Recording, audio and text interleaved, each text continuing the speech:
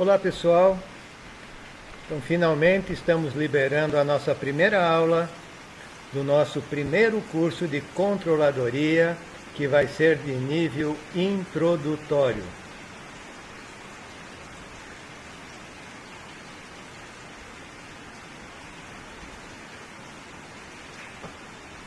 Primeiramente falando sobre o material de apoio,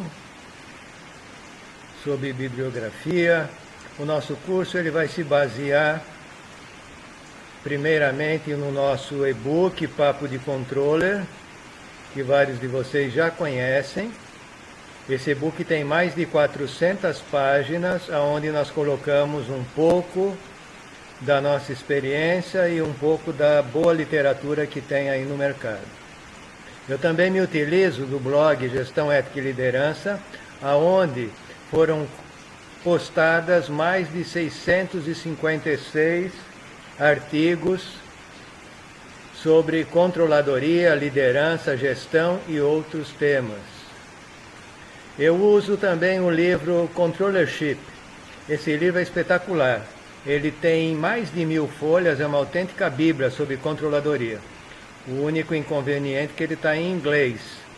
Eu disponibilizo o download desse livro gratuitamente no meu blog ou envio para vocês o link caso peçam.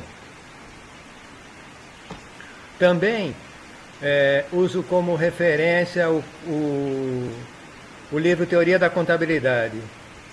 Hendrickson e Breda escreveram esse livro, que é o melhor livro sobre teoria da contabilidade, né? Então, cada um de vocês, se conhecer, se der uma lida nesse livro Controllership, as 1000 e poucas folhas, e mais essa teoria da contabilidade, vocês vão estar com embasamento profundo, mas logicamente eu não vou pedir para vocês lerem essas 1600, 1700 folhas, né, porque é um conteúdo enorme. Eu vou filtrar e vou passar uma parte para vocês. Eu utilizo um pouco também, eu gosto muito desse livro, Management Accounting, que é do Kaplan e outros autores. Eu falo bastante sobre Kaplan no curso, meus alunos sabem, né? Kaplan foi o criador do curso do ABC e o criador também do Balance Scorecard. E também, como não falei nada de autor nacional, eu gosto realmente da literatura importada, sobretudo americana, mas o Manual da FIPECAF é um bom livro e esse eu não distribuo download porque ele é vendido, tá? Mas o curso é fortemente embasado na nossa experiência, na nossa vivência do dia a dia. Aqui estão alguns temas que a gente vai abordar, né? Vamos abordar todos eles, alguns de forma mais rápida e outros com uma explicação mais detalhada. E vejam que é uma quantidade de itens enorme. A controladoria envolve muita coisa e a gente vai estar abordando, logicamente, adaptando o conteúdo a um curso introdutório, né? A controladoria envolve muita coisa e dessa muita coisa que eu comento, uma boa parte está contido aqui.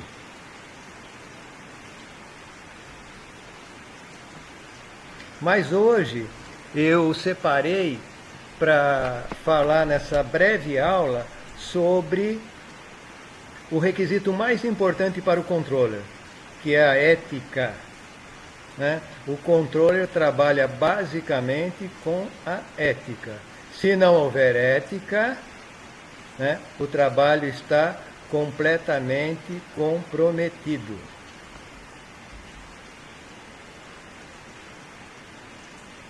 Eu coloco aqui também, falo alguma coisa sobre a definição de controladoria, o que vem a ser, mas vamos abordar isso com mais detalhe nas próximas aulas.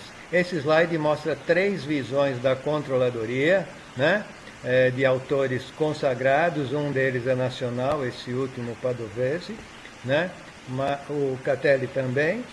Mas a definição de controladoria que eu gosto é essa que está aqui em vermelhinho. É uma definição que já tem, creio que uns 50 anos, né? E eu acho que ela é atual até hoje.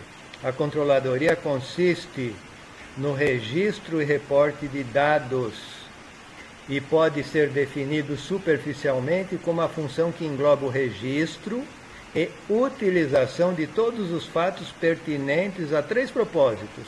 Quais são eles? Controle e proteção de ativos, cumprimento das obrigações legais e propiciar à direção da empresa informações para auxiliar no planejamento e no controle das operações. Eu lembro que o nosso curso não vai entrar em detalhes de área tributária, de obrigações legais, muito embora nós iremos falar sobre planejamento tributário, né? Sobre revisão tributária, sobre alguns tópicos da área tributária que normalmente é responsabilidade do controller.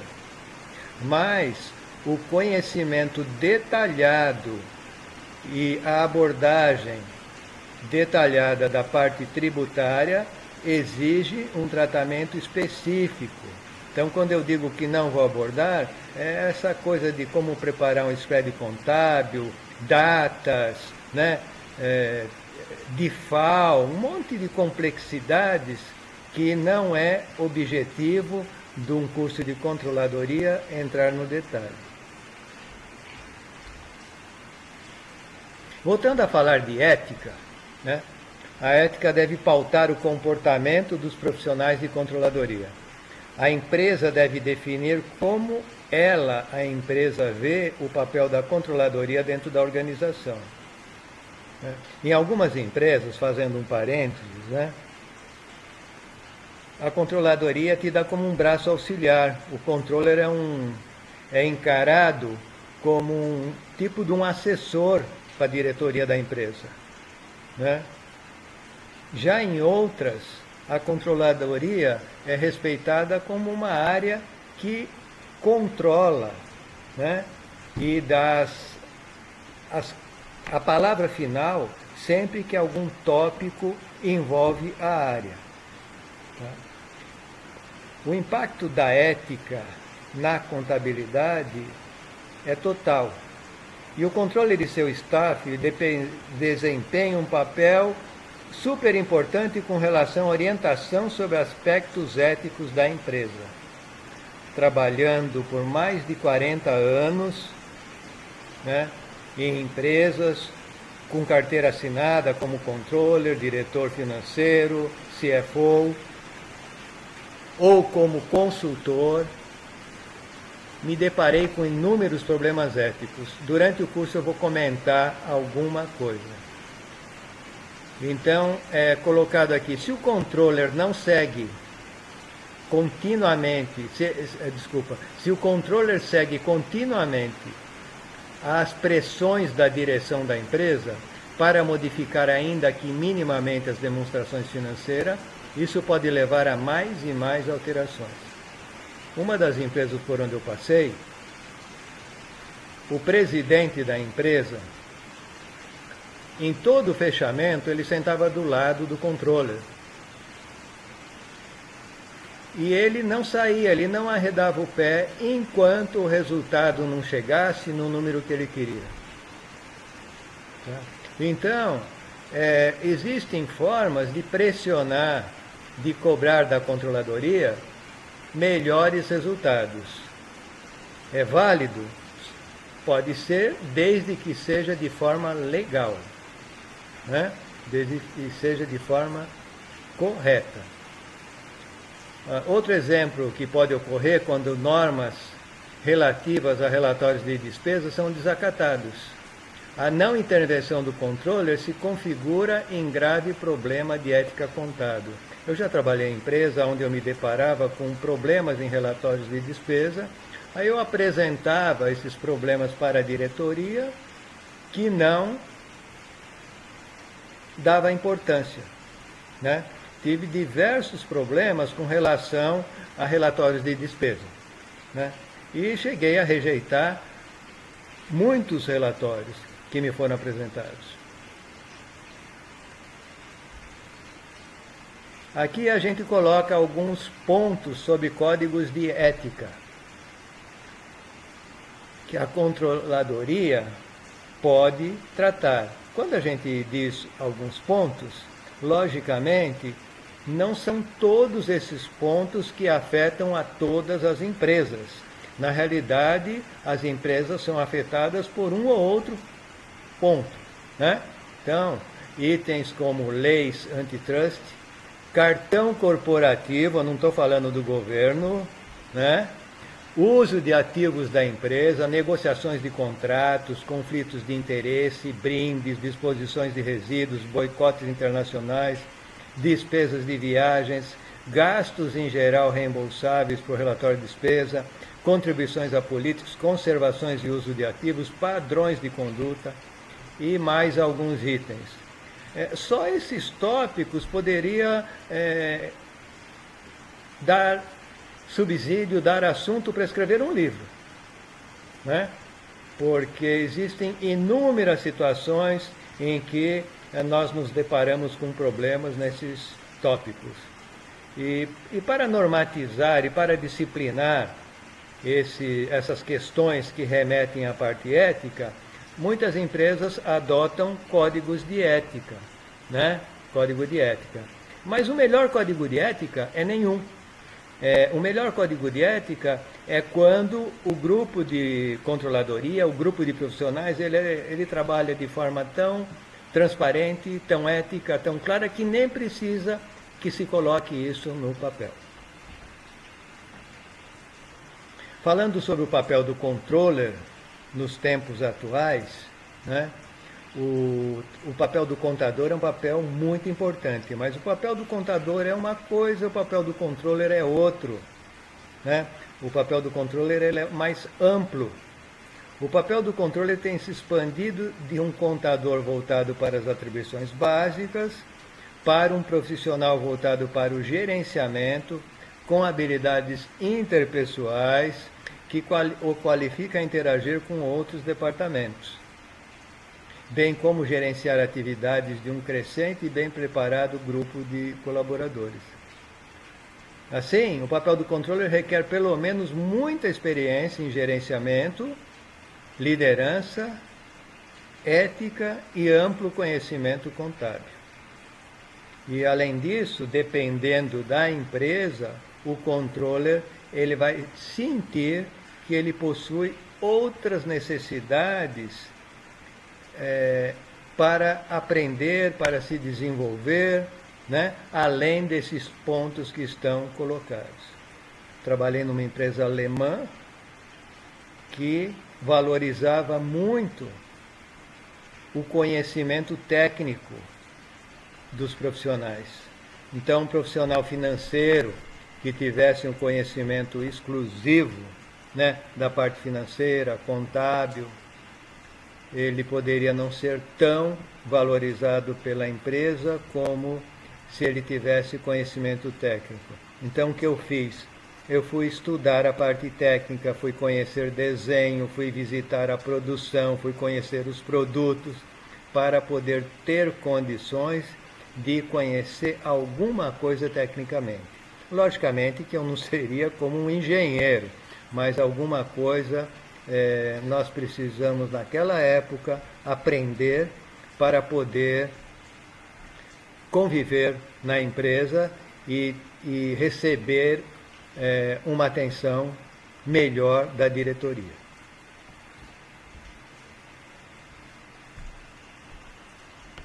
Aqui eu estou colocando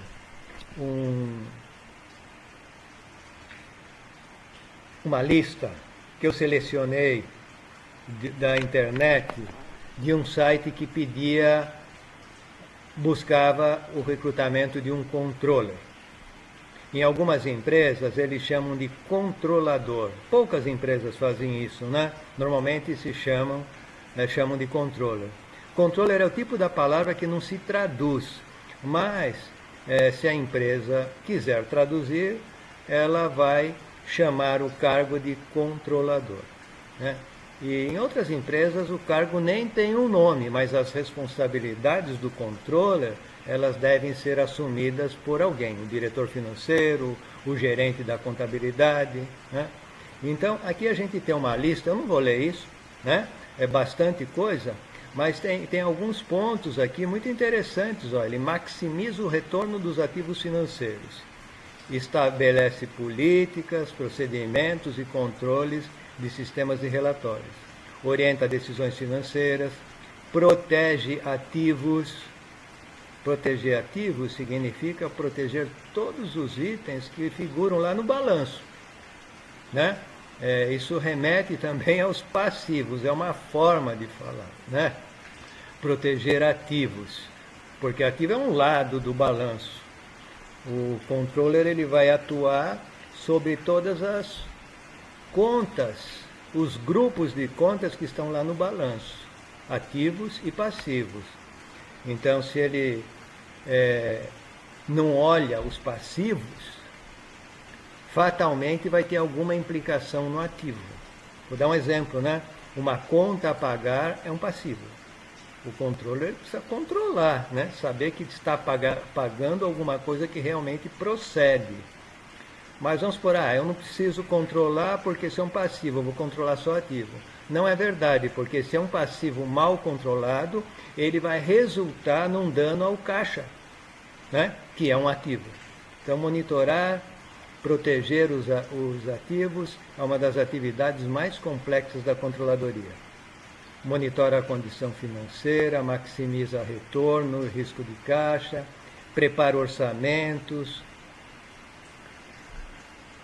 prepara relatórios, está em conformidade com os requisitos federais, ele assegura, né, que os requisitos estejam atendidos, garante a operação do equipamento, estabelecendo requisitos de manutenção preventiva, olha, até isso, mantendo inventários de equipamentos e avaliando novos equipamentos técnicos.